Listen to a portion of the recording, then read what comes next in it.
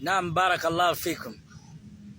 Nalinganye okuvaayo okwogera ku Muhammad Sseggirinya nga tannaziikibwa,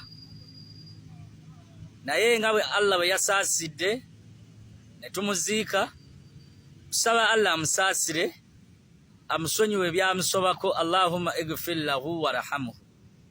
Naam, bino bye bimu ku bitonotono ebimpaliriza okuvaayo okwogerako. Mbadde mbabuzeeko naye nga mbaayo.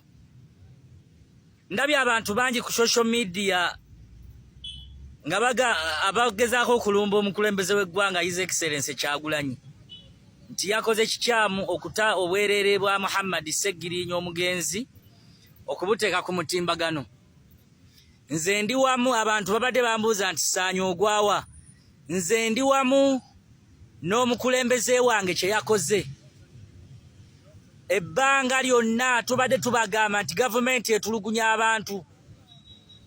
Simanyi na kiki gavumenti kyeyagaza bwereere bw'abantu. Emabega awo bakwata Ssaalongeri Yaasi Lukwago ne bamunyiga ensigo. Muhammad Sseggirinya afudde takyasobola kuzaala mwana n'omu mu nsi. Abasajja baamukwata ne bamunyiga ensigo emu eya Saidi Zaddyo ne bagyasa, era ebadde evaamu amasira. Muhammad Sseggirinya omugenzi abadde takyasobola kuyima. Gavumenti ya Nakyemalira Museveni ne mutabani we bakwata Muhammad Sseggirinya ne bamutulugunya n'okwagala okumutta. Kakati abantu abali mu kulumba Kyagulanyi nti yakoze kikyamu, simanyi kikye beetaaga. Kyagulanyi si ye yakwata Sseggirinya n'amutwala mu kkomera.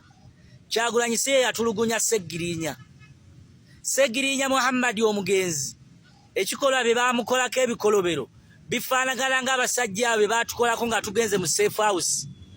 Abasajja baatukwata abasseemwayi, baatusindikira obuwala bwe bwatukwata olwatuyingiza mu drone nga bamaze otubikako ebikoofiira eby'oku mutwe. Baatubikka bwe bati, ebikoofiira ku mutwe we biti nga tosobola kulaba gy'olaga, we bati we baatubikka. Embeera bwe yamala okuba bwetyo we baatubikka bwe batyo, abasajja ne batugamba nti tandika obe ng'azina mukazi wo, nga bakusibye ku mpingo ne batugisaayo akasolo n'obwereere bwaffe ne bakuteeka awo mu moloka ne bagamba banga azina omukazi. Bw'ogaana nga bakkuba ebigala by'emmundu nga bakutulugunya bubi nnyo. Era obukozefu bw'abantu abasinga mu safe house babufunaawo. Era twabagondera n'ojjayo akasolo n'obwereere bwo bwonna n'otandika okuba nga azina omukazi naye nga taliiwo. So kaakati Kyagulanyi ekikola kyakoze, nze ndi wamu naye. Abantu kyekiseera bapositinga obwereere bwa Muhammad Sseggirinya omugenzi, buli omu message gitambuze nga muvumirira ekikola gavumenti kye yakola eky'okukwata abantu ne batulugunya ne batuuka ku ddaala ly'okufa. Situsobola kusirikira bikolwa ebyo. Era n'abali emabega w'ebyo essaawa egenda kutuuka muvunaanwe. Siraba nsobi gy'akoze. Kuba mpulira abamu mumanyira mumutandise omunywerako omwenge, lwaki tewateekamu bino bya baganda bo, lwaki se omutuufu abadde alina okubeera ng'obwereere buteekebwayo ebikolo.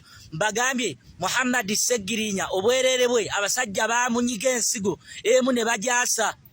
Ebyo tubadde tetwagala kubyogerako ng'omuntu akyali mu nsi, naye ffe abadde bamanyi eby'omunda tubadde tubimanyi.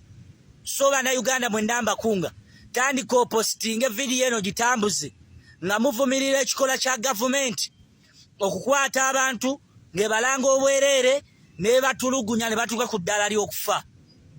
Wano wensinziira nengattako eddoboozi lyange. Gavumenti eyimbule abantu bonna be twaleka mu kkomera ab'ebyobufuzi. Abantu be twaleka mu kkomera omuli Kato Emawumalu, omuli Sekitoleko Yasin Machete, omuli Kalanzi Sharif, omuli Kintu Abdallah Nambeemu, omuli Muwonge Joseph, omuli Mwase Patrick. Abantu abo bonna n'abalala nsaba gavumenti ebayimbule awatali kwakkulizo kuba tebalina musango. Tanka y'amagye gavumenti gye yatulanga okusangibwa nayo tetugirina. Twalangibwa bya bufuzi, era nga ntibadde nkyakola ku mpapulo okubulamu kuno kwembuze njagala kudda mu kooti masho okuzaayo omusango guguddemu guwulirwe buto gavumenti ereeta obujulizi obukakasa nti twalina ttanka y'amagye lwaki baatusonyiwa lwaki mpulira obulumi mu mutima okuba nti twakkiriza omusango gwe tutakola barakallahu fikum positinga buli afuna akatambi buli afuna ekifaananyi ekiriko obwerere bw'omugenzi Muhammad Segirinya kipositinga kituuke wane comment yo ku kiki gavumenti kyeyagaza abantu nakyo kyebeera ng'eyagaza obwerere bw'abantu buli gwe bakwata bamunyiga nsigo ekigendera kya gavumenti ki barakallahu